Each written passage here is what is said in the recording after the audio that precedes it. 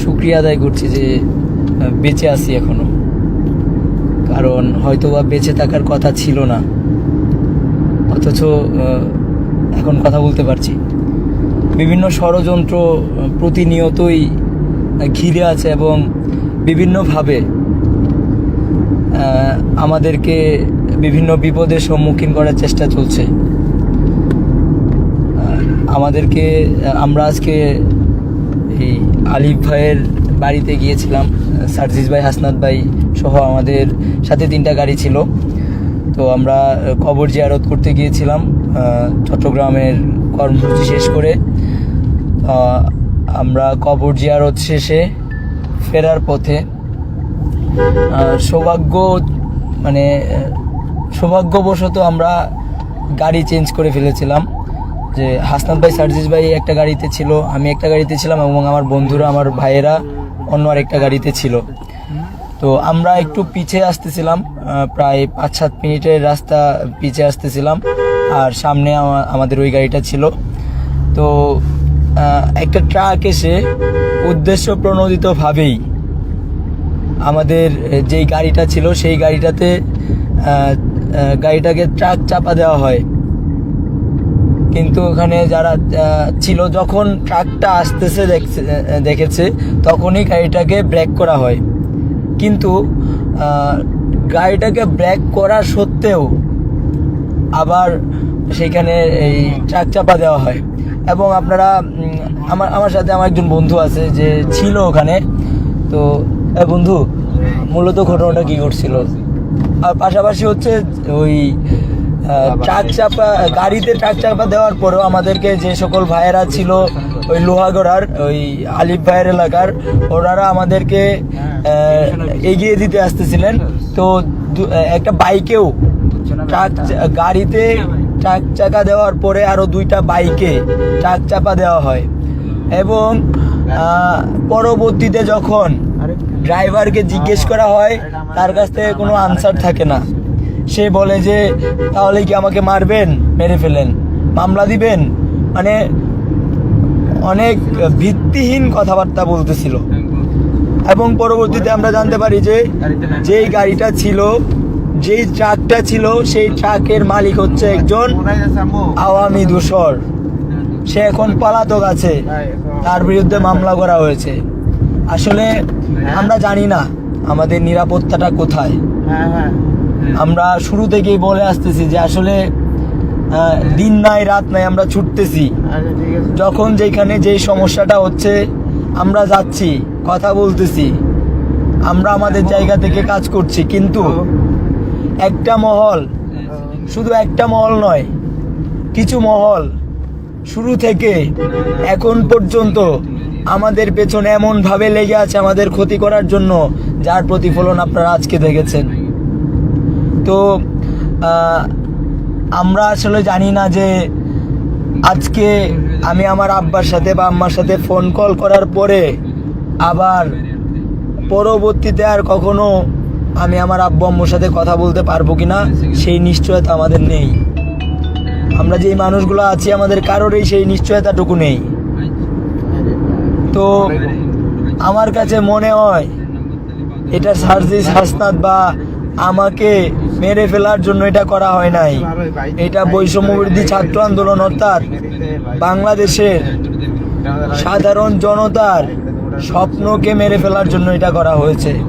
এবং প্রতিনিয়ত প্রত্যেকটা জায়গায় এখনো এই ষড়যন্ত্রগুলা চলছে।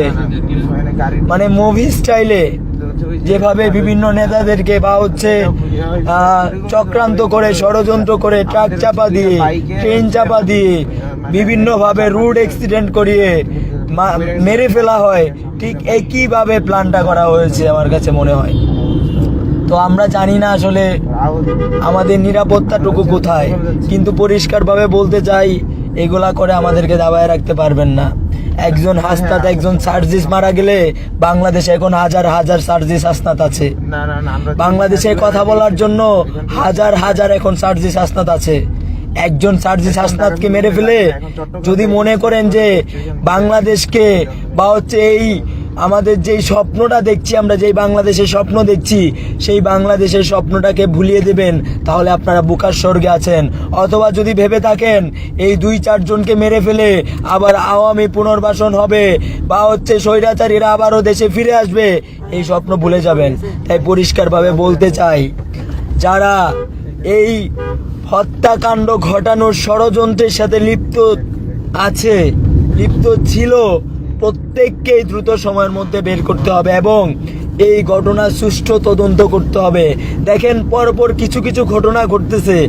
গতকালকে আমার একজন সহযোদ্ধা আইনজীবী ভাইকে এই ইসকন জঙ্গি সংগঠন কুপিয়ে হত্যা করেছে।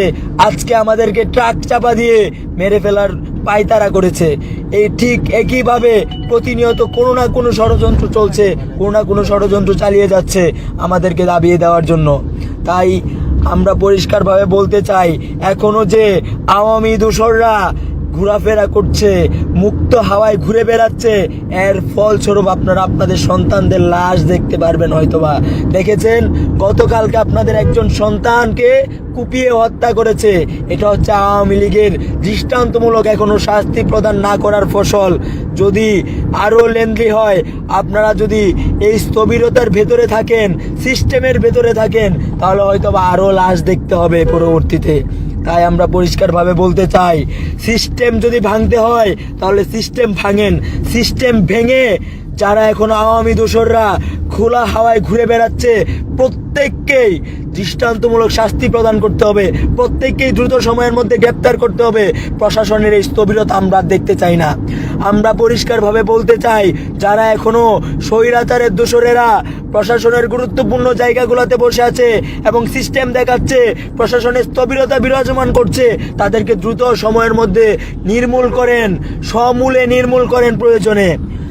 কিন্তু আর যদি কাল ক্ষেপণ করেন, তাহলে এর ফলাফল বাংলাদেশ ভালো দেখবে না। তাই পরিষ্কারভাবে বলতে চাই, যারা এই হত্যাকাণ্ড সাথে জড়িত, প্রত্যেকেই দ্রুত সময়ের মধ্যে গ্রেপ্তার করতে হবে এবং যারা আওয়ামী দোসররা এখনো খোলা হাওয়ায় ঘুরে বেড়াচ্ছে, তাদেরকে খুঁজে খুঁজে চিরুনি অভিযান দিয়ে বের করে গ্রেপ্তার করে জেলে ঢুকাতে হবে। জেলে ঢুকানোর সময় যেন মনে না হয় তারা শ্বশুর বাড়িতে যাচ্ছে।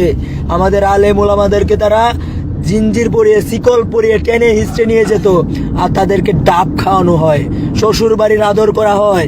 এই জিনিসগুলো যদি আবার পুনরাবৃত্তি ঘটে, তাহলে হুঁশিয়ারি করে বলে দিচ্ছি, দ্বিতীয়বার আবারও আমরা রাজপথে নামতে একবারও ভাববো না। আমরা যা হারানোর সব হারিয়ে ফেলেছি। আমাদের মরে যাওয়ার কথা ছিল, আমাদেরকে মৃত্যু ভয় দেখিয়ে লাভ নেই। আমরা সেদিনেই মরে গেছি, এখন বোনাস লাইফ লিড দিচ্ছি। তাই পরিষ্কারভাবে বলতে চাই, দ্রুত সময়ের মধ্যে এদের বিরুদ্ধে ব্যবস্থা নিশ্চিত করতে হবে এবং সেটা দৃশ্যমান হতে হবে। এত সুশীলতা দেখানোর জন্য আপনাদেরকে বসানো হয় নাই, সুশীলতার জন্য